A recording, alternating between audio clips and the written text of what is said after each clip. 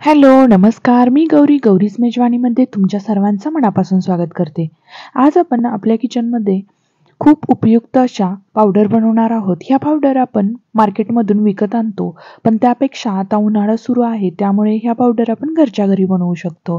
ह्या पावडर बनवून जर तुम्ही ठेवल्या तर तुमचा स्वयंपाक खूप फास्ट होईल आणि घाईगडबडीच्या वेळी ज्यावेळी पाहुणे येतात आणि आपल्याला मसाला करायचा वेळ नसतो, त्यावेळी हे आपण पावडर वापरू शकतो. आणि त्याचबरोबर चिप्सवरती टाकण्यासाठी किंवा चटपटीत असे जे पदार्थ आपण बनवतो त्याच्यावरून आपण ह्या पावडर जर टाकल्या तर खूप टेस्टी लागतात. आणि खरं सांगायला गेलं तर ह्या पावडर बनवणं खूप सोपं आहे आणि कोणतीही मेहनत लागत नाही. आत्ता उन्हाळा आहे त्यामुळे ह्या पावडर अगदी 1 ते 2 दिवसामध्ये बनून तयार होतात. तर इथं मी आल्याची पावडर बनवली आहे, कांद्याची पावडर, त्याचबरोबर लसणाचीही पावडर मी बनवली आहे आणि टोमॅटोची पावडर. आज आपण 4 प्रकारच्या पावडर बनवणार आहोत. आता पहिल्यांदा आपण कांद्याची पावडर बनवणार आहोत. त्यासाठी इथं मी कांदे घेतले आहेत. हे कांदे आपण अशा पद्धतीने जी चिप्सची खिसणी असती त्याने खिसून घ्यायचं. ह्या पद्धतीने खिसून घेतल्यानंतर काय होतं, एकदम पातळ पातळ स्लाइस पडतात आणि पटकन कांदा सुकला जातो. जर तुम्हाला बारीक चिरायचा असेल तर तुम्ही चिरूही शकता, पण मला ही प्रोसेस खूप सोपी वाटते. आणि ह्या पद्धतीने कांदाही पटकन किसला जातो, जास्त वेळ लागत नाही. तर अशाच पद्धतीने आपण बाकीचाही कांदा किसून घेणार आहोत. तर आता मी कांद्याचे 2 भाग केले आहेत. 2 भाग केल्यामुळे काय होतं, अजून बारीक कांदा व्यवस्थित किसला जातो. आता अशाच पद्धतीने सर्व कांदा आपल्याला किसून घ्यायचा आहे. तर अशाच पद्धतीने मी बाकीचाही कांदा किसून घेतला आहे. एकदम पातळ पातळ स्लाइस झालेले आहेत. कांदा जसा आपण बारीक चिरतो त्याच पद्धतीने हाही कांदा चिरून होतो. तर आता हा कांदा आपल्याला सुकायला टाकायचा आहे. अशा पद्धतीने पातळ पातळ एकदम पसरवून ठेवायचा आहे. म्हणजे काय होतं, पातळ पसरवला की लवकर सुकला जातो. जर तुम्ही जास्त असं जाडसर पसरवला तर तुम्हाला खूप वेळ लागू शकतो. त्यामुळे अशा पद्धतीने पातळ पसरवा, म्हणजे कांदा पटकन सुकला जाईल. आता इथं मी 1 किलो टोमॅटो घेतले आहेत. टोमॅटो स्वच्छ धुवून पुसून घेतले आणि अशा पद्धतीचे स्लाइस करून घेतले. इथं मी 2 ताटामध्ये टोमॅटो व्यवस्थित स्लाइस करून घेतले आहेत आणि सुकवण्यासाठी ठेवले आहेत. टोमॅटो सुकण्यासाठी थोडा जास्त वेळ लागू शकतो. चांगलं कडक ऊन असलं तर टोमॅटोही 2 दिवसामध्ये सुकले जातात. माझे टोमॅटो 2 दिवसामध्ये सुकले गेले होते. आता इथं मी 1 पाव लसूण घेतला आहे. अशा पद्धतीचा आपल्याला लसूण घ्यायचा आहे. लसूण घेतल्यानंतर अशा पद्धतीचे लसणाचे जे गड्डे आहेत ते फोडून घ्यायचे, म्हणजे त्याचे सालं आहेत ते आपण पहिल्यांदा काढून घेणार आहोत. तर लसूण मी आता सोलून घेते पूर्ण. आता ह्याची जी सालं आहेत ती आपल्याला वेगळी करायची आहेत. हे पाकडवून घ्या किंवा झटकून घेतलं तरी ह्याच्यातले पूर्णपणे सालं निघून जातात. आता मी याची पूर्णपणे सालं जे होते वरचे ते काढून घेतले आणि आता काय करायचं आहे, थोडंसं हाताने चोळून जेवढी निघतील तेवढीच आपल्याला टरफलं काढायची आहेत. जास्त टरफलं आपल्याला काढायची नाही आहेत. तर ह्या पद्धतीने आपल्याला अर्ध्या लसणाची निघली आणि अर्ध्याची नाही निघली तरीही चालतात. आता हा लसूण मी मिक्सरच्या भांड्यामध्ये वाटणार आहे. वाटतानाही एकदम फास्ट वाटायचा नाही आहे. मिक्सर चालू बंद करत मी थोडासा असा जाडसर असा लसूण वाटून घेतला आहे. तुम्ही बघू शकता ह्या पद्धतीनेच आपल्याला लसूण वाटून घ्यायचा आहे.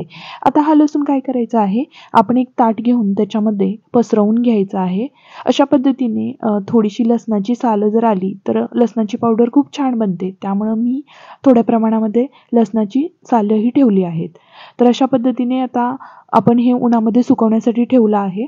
कडक ऊन असलं तर 1 दिवसभरात लसूण सुकला जातो. आता आल्याची पावडर बनवण्यासाठी इथं मी 1 पाव आलं घेतलं आहे.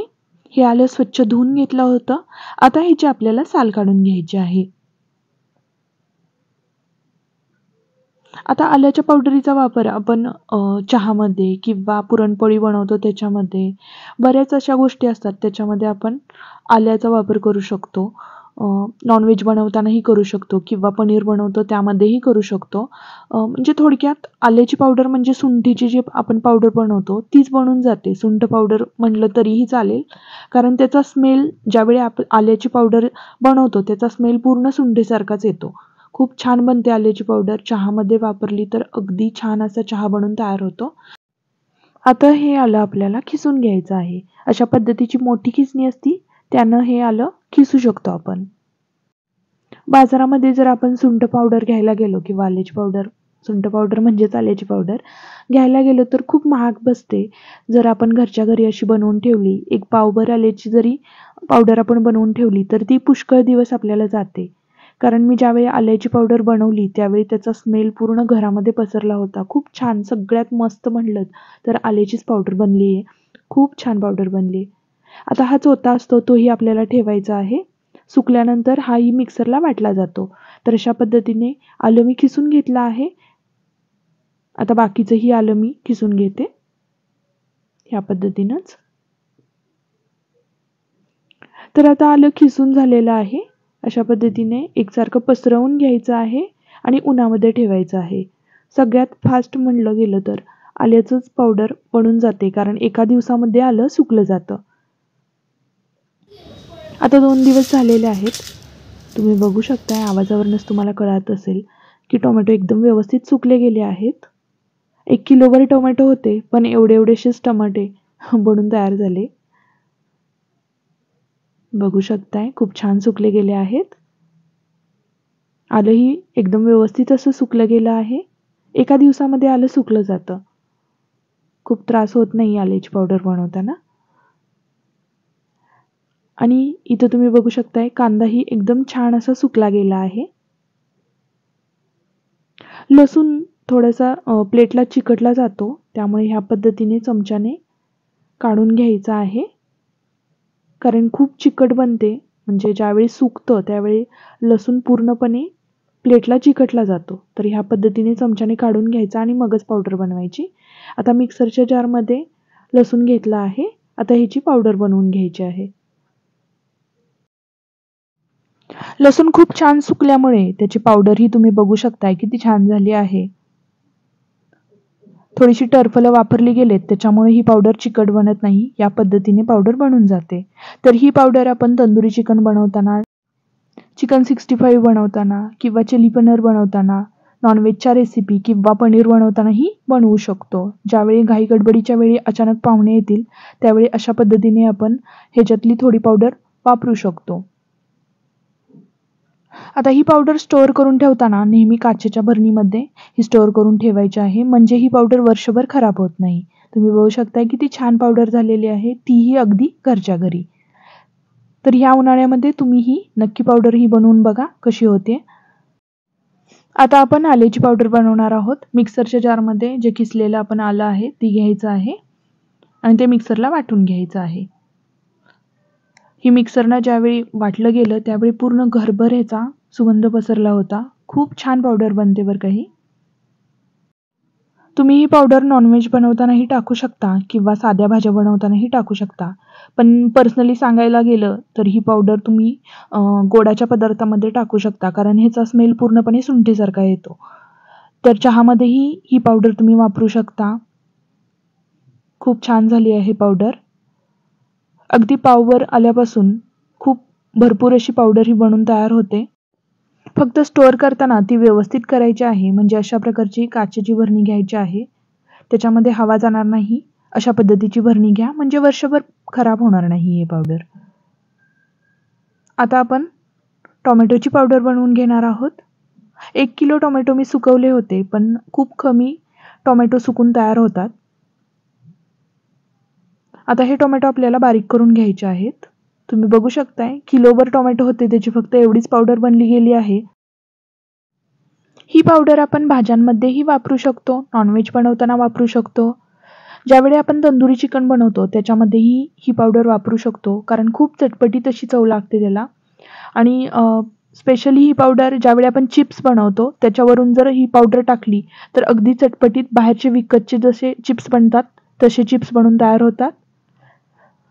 ही पावडर आपण वर्षभरासाठी स्टोअर करून ठेवू शकतो. बघू शकताय किती छान पावडर झालेली आहे. ही पावडर तुम्ही हवाबंद डब्यामध्ये पॅक करून ठेवून फ्रीजमध्ये ठेवू शकता आणि ज्यावेळी पाहिजे तेव्हा यूज करू शकता. आता आपण कांद्याची पावडर बनवणार आहोत. सुकलेला कांदा मिक्सरच्या जारमध्ये घ्यायचा आहे आणि तो व्यवस्थित वाटून घ्यायचा आहे. तुम्ही बघू शकताय किती छान कांद्याची ही पावडर बनवून तयार झाली आहे. कांद्याची पावडर आपण ज्यावेळी घाई गडबडीच्या वेळी भाज्या बनवू त्यासाठी वापरू शकतो. खूप छान पावडर झालेली आहे.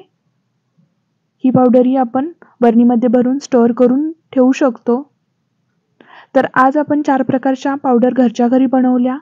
तुम्हाला आजच्या रेसिपी कशा वाटल्या हे मला कमेंट करून नक्की सांगा. व्हिडिओ आवडल्यास व्हिडिओला लाईक आणि आपल्या चॅनलवरती नवीन असाल तर प्लीज सबस्क्राईब करा. आणि हे व्हिडिओ तुम्ही तुमच्या फ्रेंड्स आणि फॅमिली बरोबर शेअर करू शकता, म्हणजे तेही लोक ह्या रेसिपी बनवून बघतील. तर भेटूया पुढच्या व्हिडिओमध्ये अशीच एक छानशी रेसिपी घेऊन. तोपर्यंत बाय बाय.